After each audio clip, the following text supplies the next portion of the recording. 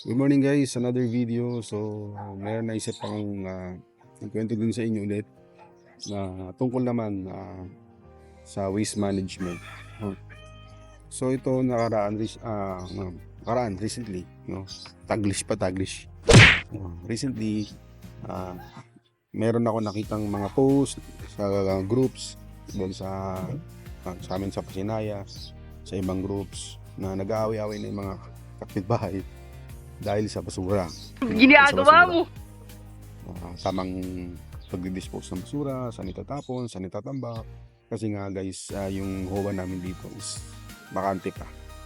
So mag-re-election daw, nabasa ko rin sa isang post. So hindi ako 100% sure kung matutuloy yun or maganda magiging result nun.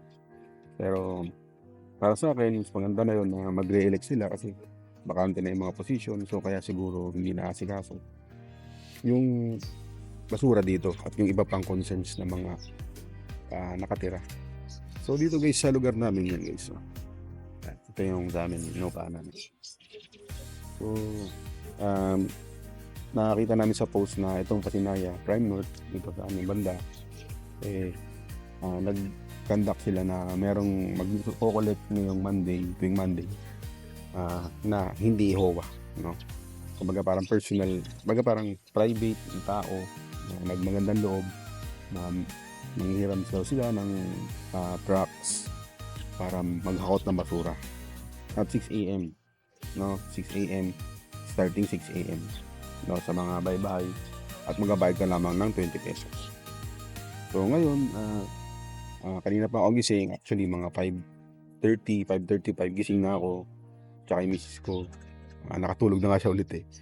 So kakahintay, inabot na kami ng ngayon mga parang parang 7 o'clock na, wala pa rin. So naglibot na ako banda roon sa labasan, dumaan ako sa mga nag-uusap, baka may marinig akong balita, ganyan, ano ba talagang system, anong setup, gano'n. Inayos ko na rin yung basura namin. Ito na naman yung basura namin guys. Yan, kasi hindi kami itatambak masyado. Ang ginagawa kasi namin guys, linggo-linggo talaga nilabas namin yan. Itong nakaraan lang talaga hindi naghakot. Ngayon nga namumroblema na yung ibang tao rito na kailangan gumawa din sila ng paraan. Kasi kung hindi maghakot, paano na lang, di ba?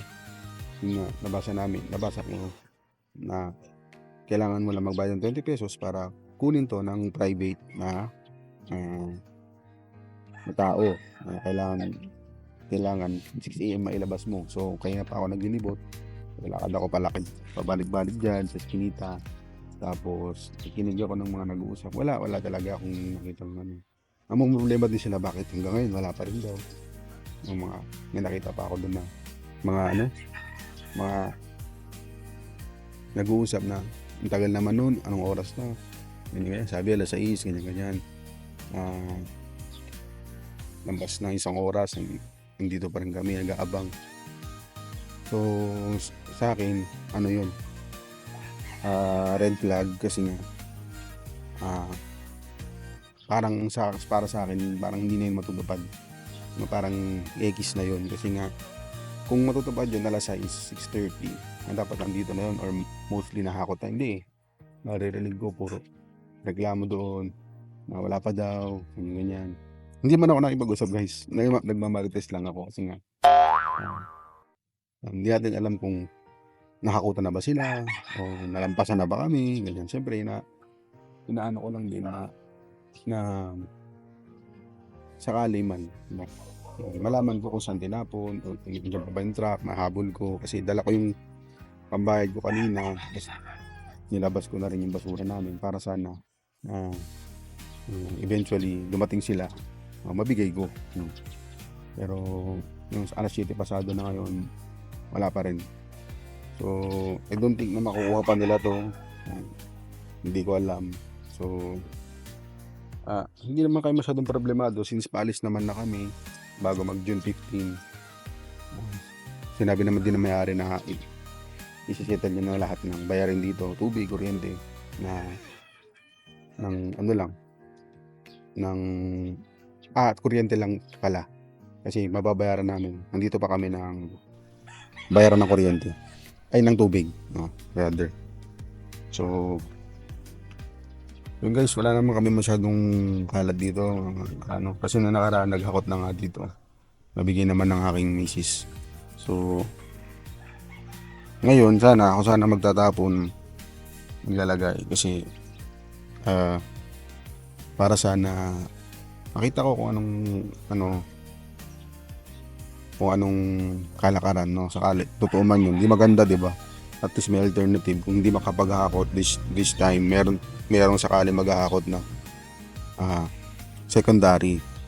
So, ngayon kakatapos lang nung botohan, di ba? Sana yan isa sa maging ano ni RM, no, ni Romel Magbitang, yung nanalong ano dito, bagong mayor.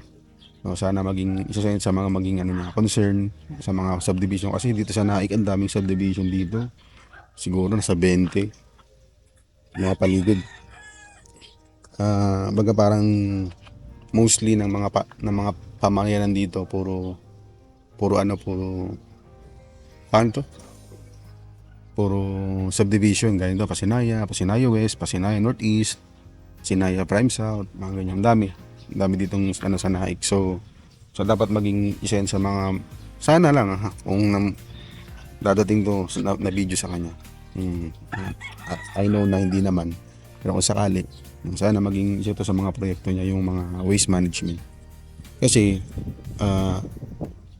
ang hirap ng yung natatambakan ka ng basura sa tapat mo, sa gilid mo, o sa kalsada, kasi nga kinakalkal yan ng mga hayop.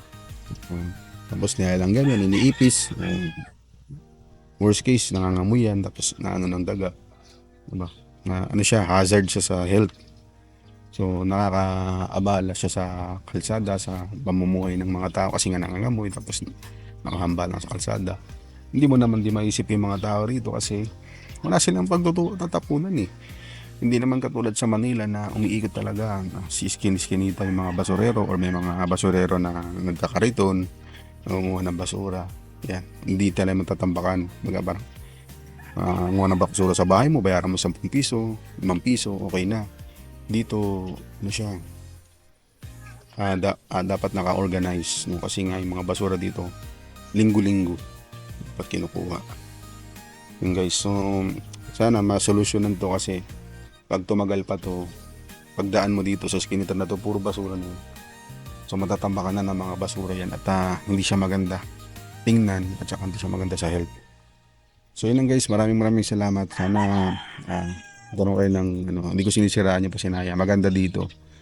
May mga certain problems lang talaga guys sa ibang subdivision, diba? Hindi naman yan perfect. So yun nga guys, maraming salamat. God bless, at mag-subscribe kayo. Thank you.